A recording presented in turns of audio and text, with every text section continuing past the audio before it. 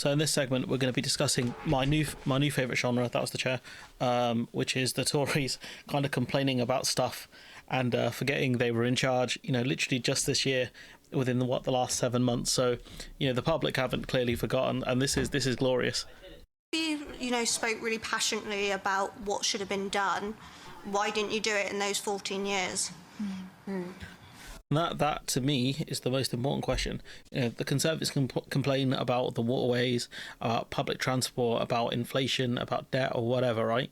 Whatever they want to complain about, they should have done something about in the last 14 years, rather than messing everything up. If they actually cared about this stuff.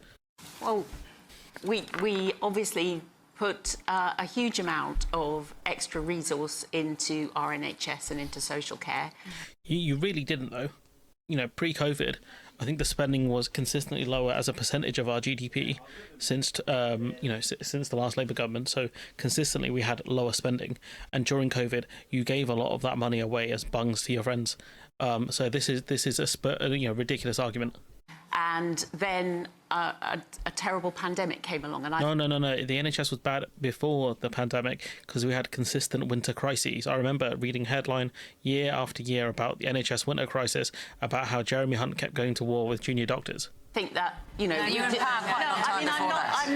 not in any way. Ooh, the people have not forgotten. Anyway, saying that was a good thing for our NHS and social care. It was a terrible time for our NHS and social care. It really... We went from having literally one of the best performing healthcare systems in the world to having one that is in the middle of other developed countries. That's what this lot have done to it. It really was difficult, and we're I think what everyone's still dealing groaning with the about consequences. is not the fact that there was a pandemic, and we all know that was terrible, but the fact that prior to the pandemic, you had quite a long time in government to be able to come up with something and didn't. Is that a fair... Even Fiona Bruce is cooking them. Even Brucey is going after them, telling them how it is. Crazy. This is Tom Tugendhat being interviewed on security stuff and the military. Some people say this is absolutely the wrong thing to do, the wrong message to send, given the global threats we face. Others say, look, this is retiring a bit of outdated kit, freeing a bit of headspace up elsewhere. So this is about the UK kind of getting rid of some of our old gear. What's your own view on that? Well, he saved £9 million by getting rid of Albion, which is one of the LPDs, the Langdon Craft carriers. Now, that's a hell of a saving. You cannot launch an amphibious landing without them. So what do you mean? Just explain to me. Well, that means that you can't launch a Commando of Royal Marines onto a beach without these ships. So it was a mistake, you think, then? Well, you're really removing a capability. This guy really cannot talk to the average person really easily. He's trying to couch it in military terms here. Like, what I'm assuming he's saying is to do like a land invasion from like a beach side, you need these kind of these ships in order to launch from. I'm assuming it's some sort of like an aircraft carrier type of situation.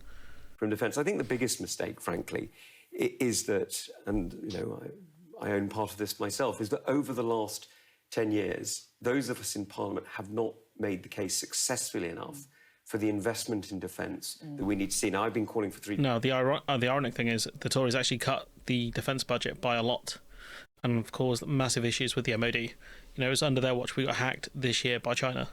As you know, for the last, whatever it is now, 4 or 5 years. So it's on the Conservatives as well? You think it was on the last administration too? I'm not trying to make a partisan point here, Sophie. Frankly... I mean, of course you're not, because, the party on the end of it would be you. We have needed to spend more on defence for a very long time. I've been calling for it for 3 or 4 years. I was calling for it in government as well. I didn't win, right? I mean, I didn't win the argument, but it's only becoming more important. I was just in Estonia, and they are incredibly grateful, incredibly proud to have a British brigade there in Tapa alongside them and ready to defend, ready to stand up against Russian aggression.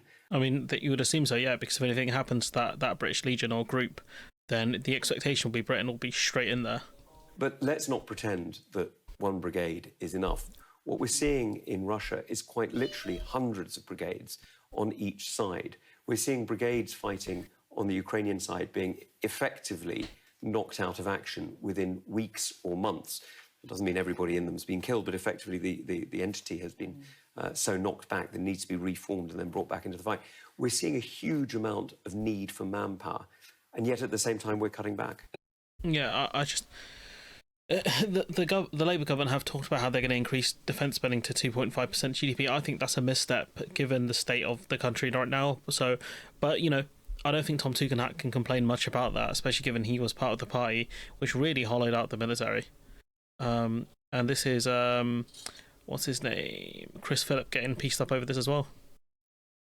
And illegally crossed the channel, a 23% increase on the same period last year. Why do you think the numbers have gone up so much on her watch? Well, I thank the Shadow Home Secretary for his opening words. I think he described his time in the Home Office as his best ministerial job ever, which, given that he was the Chief Secretary under Liz Truss, you can perhaps wonder why, Mr. Speaker. He was the Immigration Minister who, I might remind him, told the Commons and the Select Committee that he wouldn't rule out using giant wave machines as the way to stop small boat crossings. So that was under Priti Patel. Potentially they were going to do that, and obviously it was never going to work because it was too dangerous. And you'd also have to find the people willing to essentially let people drown, or push people into drowning in the English Channel. Mr. Speaker, we inherited record high levels of small boat crossings in the first half of this year. We have taken action to fix their chaos. First of all, I'm asking the Home Secretary about her record. I'm asking the Home Secretary... She barely has a record. She's not been there for long. ...about why small boat crossings have gone up during her time in office. Perhaps it's because, as the National Crime Agency said, we need a deterrent. Yet she cancelled the Rwanda deterrent. It wasn't working, G. We had year on year consistently, I think there were more people crossing the English Channel to seek asylum here. The Rwanda stuff didn't work. Before it even started. And now we hear Ursula von der Leyen, the European Commission President... Isn't it von der Leyen? You pronounce her name, not von der Leyen. Asking European member states to look at offshore processing. Isn't that the reason why it's gone up? And isn't that the reason why the immigration minister sat over there is admitted last week she is opening up new hotels instead of closing them down? Oh, Mr. Speaker, seriously, what a lot of chaos. Highest level on record was the last 6 months of the last Conservative government while he was in government, and in fact the numbers since the summer are not the highest on record. That unfortunately was his legacy. This is what I mean, guys. Like they seem to have forgotten how bad things were under their tenure, and it wasn't that long ago. This is Kemi Badenoch kind of trying to appeal to business after we had the Boris Johnson government saying F business. We haven't done the work which is needed to understand what the root causes of our problems are. And I am worried because the Labour Party are not just repeating many of the mistakes which we made in government. That's one thing, at least she admitted that they made mistakes. They are doubling down on them and combining them with an unprecedented raid on business. Today, we are all talking about the consequences of the budget, but we do not yet know what the full consequences of their legislative programme will be, like their employment rights bill, designed by trade unions. I mean, I think one of the trade unions walked out during the development of those employee rights bill, and it will never be as progressive as what other countries like France have anyway. So I won't be that nervous if I'm business. Having healthy, productive employees, what businesses should be focusing on, rather than trying to squeeze every last ounce of energy out of them. But there is no point in me just complaining about Labour when it was obvious that we Conservatives lost the confidence of business. I was not surprised at how many people attended Labour's prawn cocktail or smoked salmon offensive last year. I know it is because you thought that we didn't understand what your needs and concerns were. And you knew we were going to lose. That's one of the things where Labour do need to be careful, because the party have lost a lot of donations, small donations from people, and they supplemented that with donations from big business and wealthy donors. If those wealthy donors don't get what they want, which I don't think they will, ultimately, they're going to switch back to the Tories. And here you have the Tory leader saying that she acknowledges the mistakes. We'll see if she can get some of that money back in, because the last thing businesses want to back it are a bunch of losers. But ultimately, it is a bit concerning that the strategy that the Labour Party have followed in terms of getting big business, it's kind of falling apart at the seams. I would argue. So yeah, this is the last thing. This is the last one I'll mention. But the Tory Party, if Labour don't deliver, it's going to be a problem. But I don't know how quickly the average voter is going to forget how bad of a mess the Tory Party left. Well, I like what I heard, insofar as I recognised it all, because much of what they're proposing was already underway. There is a genuine problem, and I thought Bridget was talking sense there about the challenges that we face in the workforce. And there are many, many people who are languishing on benefits, whether on sickness benefits, out of work benefits. Much of that has spiked since the pandemic. We've really struggled to get people back to work since then. But I'm afraid to say it's a long-term problem. Much of which we inherited when we came into government, but I'm afraid we didn't get on top of sufficiently. And many people did get into work under the Conservatives, increased employment by 1 million people. There's lots to be proud of, but I'm afraid, and the universal credit introduction definitely helped. That was a complete shambles, which pushed more people into poverty, but okay.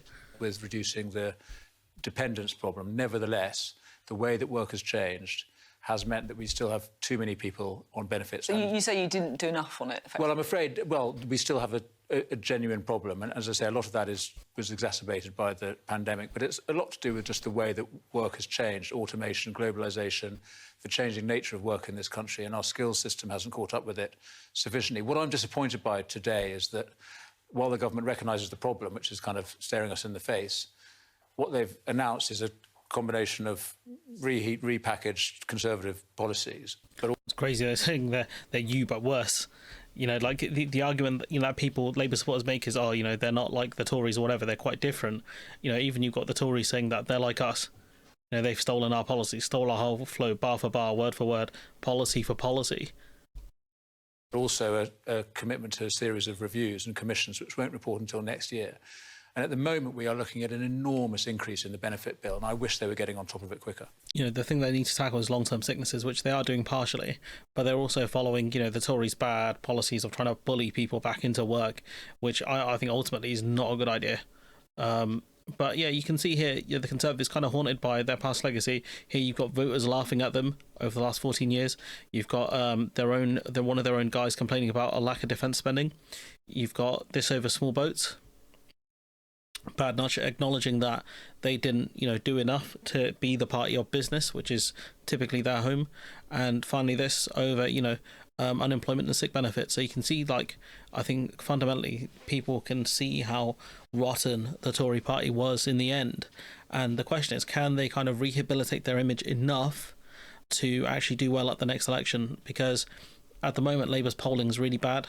And that's just the consequence of Starmer being deeply, deeply unpopular and, essentially making a lot of missteps. I think the winter fuel allowance was just so stupid. So stupid. I think keeping the 2-child cap also really stupid. If he announced that and said, look, we're lifting this many children out of poverty by doing this and it's morally the right thing to do. I think if you couch it right, the public would back you on it.